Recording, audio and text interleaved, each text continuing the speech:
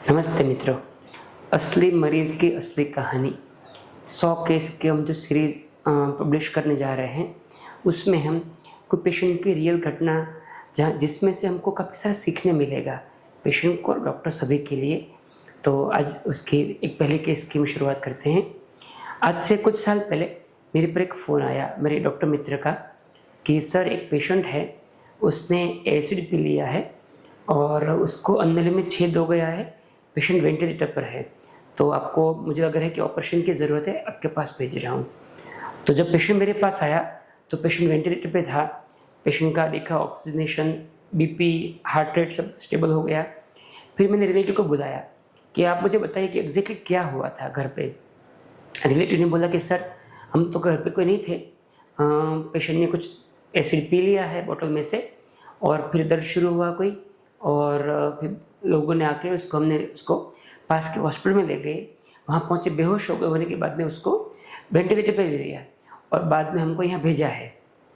तो मैंने बोला कि देखो मुझे ना बॉटल चाहिए, कौन सी सब्सटेंस लिया है पेशेंट ने, जो एसिड की बॉटल मुझे चाहिए। तो वो लोगों ने बहुत कैजुअली बोला कि सर बॉटल तो अभी नहीं मिलेगी, हम बहुत दूर से आते हैं, 50-60 किलोमीटर दूर से आते हैं, आप ट्रीटमेंट शुरू कर दीजिए। मैंने बोला देखो ऐसा नहीं है, ये बोतल का बहुत इंपॉर्टेंट है, एग्जैक्टली क्या लिया है, कितने परसेंटेज लिया है, सब कुछ मुझे जानना पड़ेगा। बहुत मशक्क़त के बाद भी वो लोग रेडी हुए कि नहीं ठीक है, हम किसी को भेजते हैं, बोतल ले आते हैं। तब तक मैंने पेशेंट की सीटी स्कैन को देखना शुरू किया, बाकी रिपोर्ट्स देखना शुरू किया। तो सीटी स्कैन के अंदर नेक्स्ट पेशेंट के अन्ननली में छेद है ऐसा लिखा था। अभी देखिए जनरली सीटी स्कैन में छेद है तो दिखता नहीं है, लेकिन उसके एविडेंस दिखते हैं। जैसे कि जब अन्ननली में यहाँ छेद हो जाएगा तो क्या होगा कि उसके अंदर जो एयर होती है वो बाहर लीक होना शुरू हो जाती है अन्ननली के आसपास से, तो उसका मतलब निकालते हैं कि अन्ननली में छेद है। नॉर्मली अन्ननली के अंदर, स्टमक के अंदर एयर होती है, जब हम खाना खाते तो साथ में एयर चली जाती है, बाहर एयर नहीं होनी चाहिए। इसमें काफ़ी सारी एयर दिख रही थी, इसलिए रिपोर्ट में लिखा था कि अन्ननली में छेद है। लेकिन गौर से देखने के पता चला कि जो एयर है वो अन्ननली से ज़्यादा हार्ट और सांस की नली के आसपास में थी। थोड़ा मुझे ऑड लगा, लेकिन जब मुंह में थोड़े छाले भी दिख रहे थे, रिलेटिव बोल रहे कि एसिड लिया है, तो हम तो एसिड का ही पहले सोचेंगे ऑब्वियसली। तब तक मैं रिलेटिव बॉटल लेके आ गई मेरे पास, तो बॉटल को देख के उसे एकदम सरप्राइज हो गया मैं। अब देखिए बॉटल में ये था, बेसिकली वो क्लोरपाइरोफॉस करके मेडिसिन थी, एक पॉइजन था।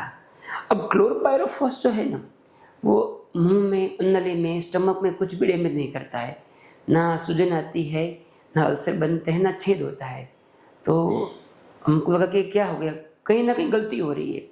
पूरा केस हमने रिविजिट किया तो पता चला कि पेशेंट ने एक्चुअली एसिड नहीं लिया था, यही लिया था, इसकी वजह से मरीज बेहोश हो गया।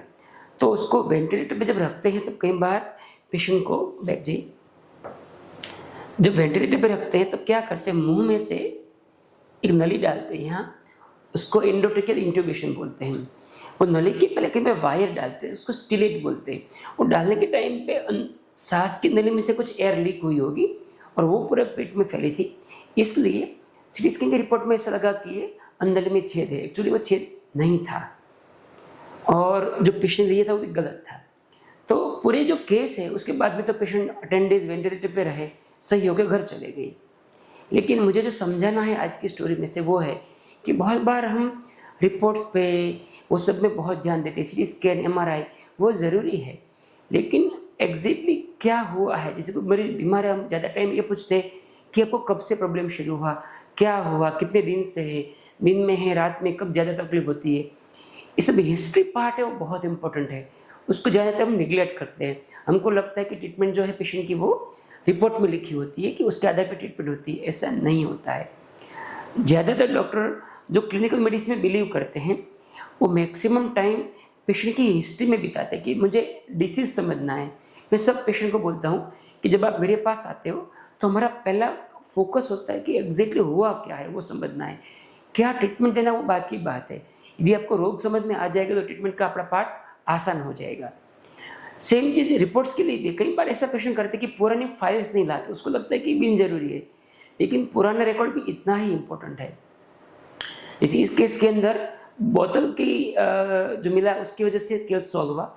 ऐसा ही एक बार हुआ था मेरी जब ट्रेनिंग के दौरान हम एक बार फॉरेंसिक मेडिसिन की क्लास में बैठे थे, किसी को सांप ने काटा था, तो लेके आए मरीज को हॉस्पिटल के अंदर। वहाँ से एक रिलेटिव फॉरेंसिक मेडिसिन डिपार्टमेंट में आया, थैली में सांप को मार के लाए थे। ये गलत था, सांप को मारना तो नहीं चाहिए एटलीस्ट, लेकिन वो लेके आए वहाँ और बोला कि देखो ये सांप ने काटा है और ये देखो सांप कौन सा है। पता चला कि सांप जो है वो रेड स्नेक था, जो पॉइजनस नहीं होता है।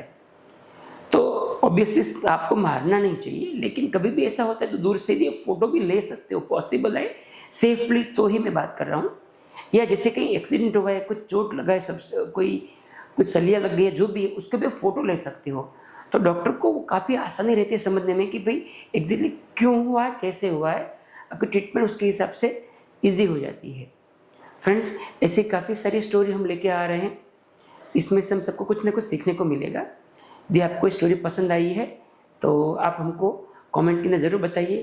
आपको कुछ ना पसंद आए वो भी हमको बताइए, और ऐसी स्टोरी आगे भी आपको इंटरेस्टिंग लग रही है तो चैनल को सब्सक्राइब करिएगा, ताकि हर एक स्टोरी के बाद में आपको नोटिफिकेशन मिलेगा। धन्यवाद।